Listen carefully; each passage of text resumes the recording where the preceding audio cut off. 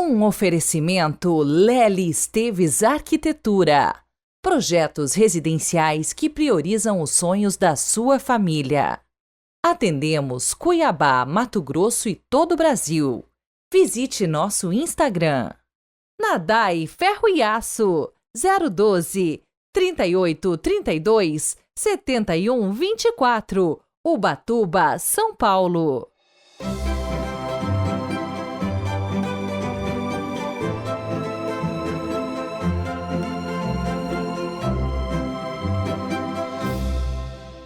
Sábado, 20 de abril de 2024. Sejam muito bem-vindos a mais um dia. Nosso abraço de aniversário de hoje, acompanhado, é claro, com uma bênção especial, vai para os ouvintes. Larissa, de Pompeia, São Paulo. Rafaela Rodrigues, que está fazendo 12 anos e é de Belo Horizonte, Minas Gerais. Tiago Reati, de Nova Aurora, aqui no Paraná. Luiz Fernando, de Primavera do Oeste, Mato Grosso. Cauã Silva, de Mogi das Cruzes, São Paulo. Tem bastante bolo hoje aqui no podcast. Que maravilha celebrar a vida. Parabéns! O objetivo do Evangelho de hoje é mostrar as exigências da fé e a necessidade de um compromisso sério com Jesus e a sua proposta.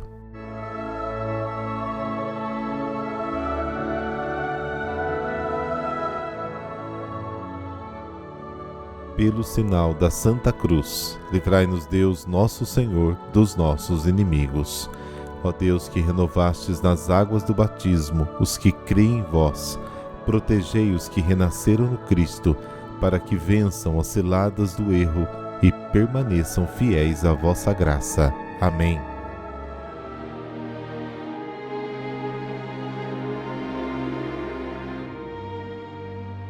João capítulo 6, versículos de 60 a 69.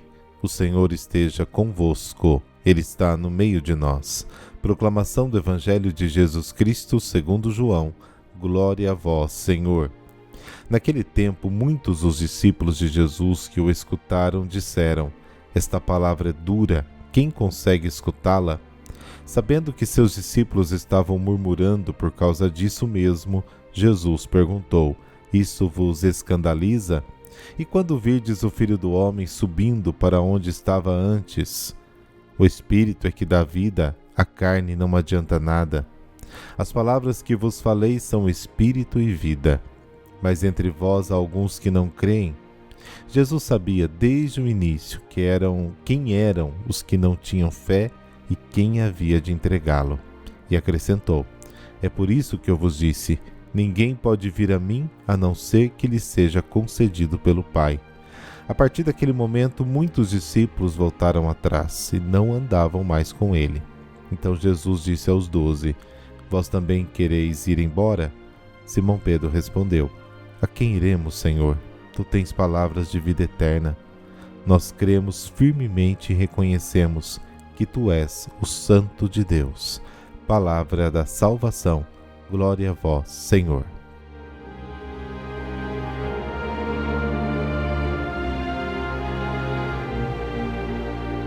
O Evangelho de hoje descreve a reação negativa dos discípulos à revelação de Jesus sobre o pão da vida. Os chefes dos judeus e os discípulos mostram a sua descrença. Essas pessoas não renascem do Espírito Santo, portanto não podem acreditar na revelação de Jesus. Por isso o discurso de Cristo hoje lhes parece duro, absurdo, inaceitável. Diante do escândalo dos discípulos que não acreditam, Jesus fala imediatamente do acontecimento final da sua existência terrena, que poderia ser a causa de um escândalo maior. É Jesus com a sua natureza humana que ascende ao céu. O escândalo da ascensão reside no fato de um homem ascender a Deus, subir a Deus, onde atua como advogado em nosso favor. 1 João capítulo 2. A razão pela qual os discípulos permanecem incrédulos é que não se deixam vivificar pelo Espírito Santo e, portanto, são dominados pela carne. São escravos da natureza e do instinto humano, que não podem aceitar o sublime mistério da revelação do Filho de Deus.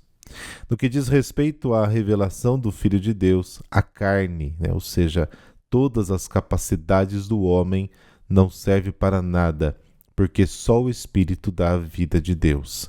A natureza humana é de fato incapaz de transcender os seus limites para acolher as palavras de Jesus, que é Espírito e vida. E daí a necessidade da fé para receber a revelação de Cristo e do seu corpo e sangue na Eucaristia. Somente o Espírito Santo pode elevar o homem ao nível divino das palavras de Cristo.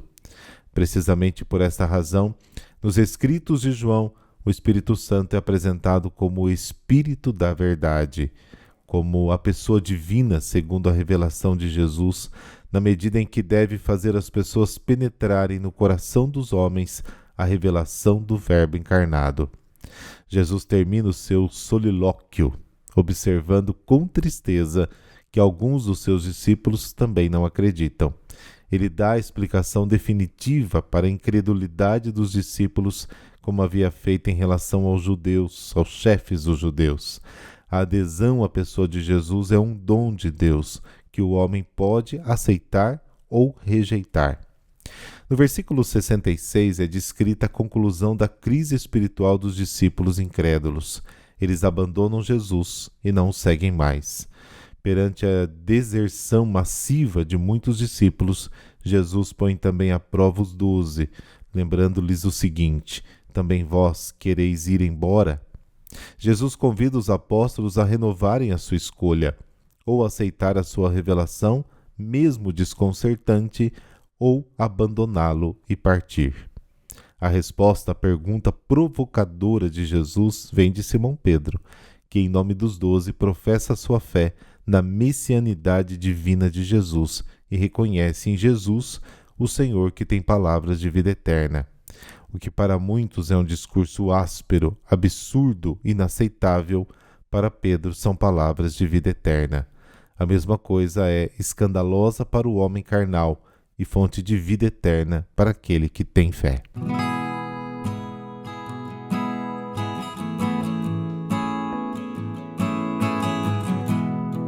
Santa Inês de Montepulciano. Inês, de rica família, Senni, nasceu na aldeia de Graciano, Itália, próxima à cidade de Montepulciano, em 1268.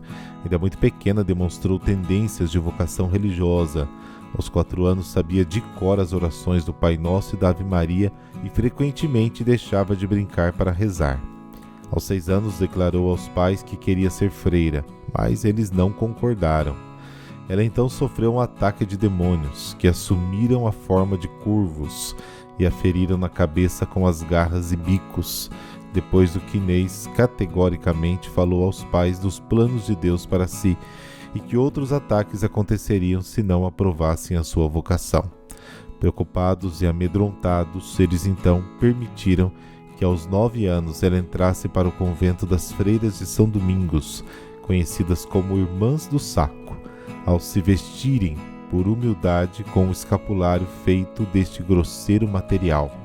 Aos 14 anos, Inês foi para uma nova função na cidade de Proceno. Por suas singulares virtudes, quiseram fosse ela tornada prioresa, e assim ficaram providenciadas as dispensas necessárias concedidas após estudo pelo Papa Nicolau VI.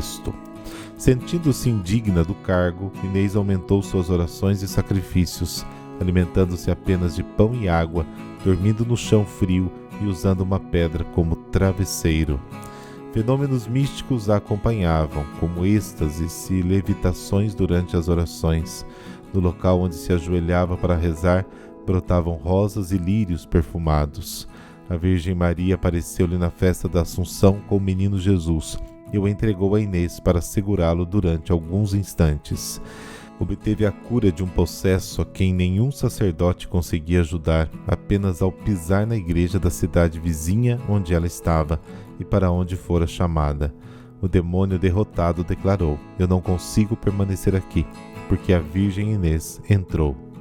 Inês tinha alma contemplativa e grande determinação. não se preocupando com os problemas materiais, os quais remetia ao auxílio de Deus. Por isso multiplicou inúmeras vezes os pães para as religiosas do convento, bem como transformou água em vinho na casa de uma família que visitava. Curou da cegueira uma das irmãs para que não abandonasse o convento por motivo de tratamento. Inês ficou muito conhecida pela função do convento do alto da colina de Montepulciano, onde fora na infância atacada pelos corvos. Ela profetizou que ali, onde estava instalado um famoso prostíbulo, seria construída uma casa religiosa. De fato, visitou e gradualmente converteu as prostitutas, que se tornaram todas religiosas exemplares. Durante uma oração dominical, um anjo lhe apareceu com um cálice, dizendo: "Bebe, esposa de Cristo, este cálice que nosso Senhor bebeu também por ti." Depois disso, Inês adoeceu grave, dolorosamente. As irmãs insistiram para que ela fosse às termas de Chiantiano para melhorar. Quando seus pés tocaram a água, o lugar ficou cheio de um misterioso maná caído do céu, o mesmo que havia surgido quando da sua consagração, anos antes no convento. E deste mesmo lugar brotou uma fonte, onde doentes eram curados, ficando conhecido como Fonte de Santa Inês. Nas sucessivas idas às termas, Inês realizou muitos outros milagres, como a ressurreição de um menino afogado, fazendo sobre ele o sinal da cruz. Com o aumento das dores, Inês faleceu no dia 20 de abril de 1317, aos 43 anos. Antes do fato ser conhecido, chegou pela aurora ao convento uma senhora gravemente doente do braço. Pediu para ver o corpo da abadesa, pois à noite tivera uma visão. Nela, Inês, em luz e rodeada de anjos, dizia-lhe para tocar o seu corpo e ficar curada, o que de fato aconteceu. Milagres semelhantes ocorreram durante muitos dias após a sua morte, e do seu corpo exalava um perfume maravilhoso para todo o convento. Também um bálsamo, igualmente perfumado, corria fartamente dele. Outros milagres foram as conversões de pecadores famosos. Santa Catarina de Sena, grande devota de Santa Inês, ao inclinar-se para venerar seus restos mortais, teve para si elevado um dos pés da Santa Abadesa, o qual ela então pôde beijar. Ainda hoje o corpo incorrupto de Santa Inês permanece com um pé mais elevado, e curas milagrosas espirituais e físicas continuam ocorrendo na sua sepultura. Rezemos. Senhor, que nos amais como somos, mas desejais para nós sempre o melhor. Concedei-nos, por intercessão de Santa Inês de Montepulciano, a pureza de corpo e alma que vos agradam, e a firme vontade de sermos dignos vasos para o bálsamo que desejais levar por nós aos nossos irmãos. Que assim mantenhamos em nossas almas incorruptos já nesta vida o vosso corpo e sangue eucarísticos, que nos concedeis por infinito, gratuito e puríssimo amor. Por nosso Senhor Jesus Cristo, vosso Filho, na unidade do Espírito Santo. Amém. Abençoe-vos o Deus Todo-Poderoso, Pai, Filho, Espírito Santo. Amém. Bom sábado para você e para toda a sua família. Até amanhã, se Deus quiser.